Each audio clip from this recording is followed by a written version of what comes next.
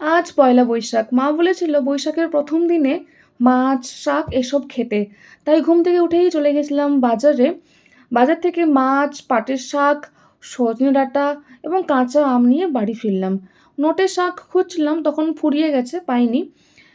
বাড়ি ফিরেই এক্সাম অ্যালবামের স্টুডেন্টদের জন্য আজ biology online open camera live mock test ছিল, সেটা নিলাম। শিক্ষার ক্ষেত্রে কোনো ছুটি নেই।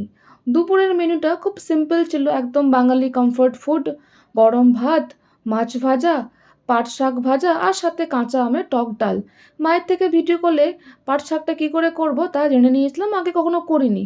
গতকাল চিকেন করেছিলাম, সেটা একটু ছিল। এখন ভালো কিছু রান্না করলে বা কিছু উৎসবের দিনগুলোতে মা বাবাকে খুব মিস করি। একা একা খেতে ভালো লাগে না।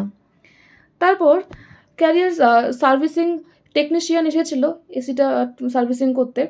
অন্যদিকে আমার ল্যাপটপে চলছিল এক্সাম অ্যালবামের কিছু কাজ। আ নববর্ষ উপলক্ষে পয়লা বৈশাখের অফার ভিডিও শ্যুট ছিল আজকে বিকেলবেলাতে। এরপর প্রায় ১ ঘন্টা ধরে চলল আমার আরেকটা কনটেন্ট রেকর্ডিং।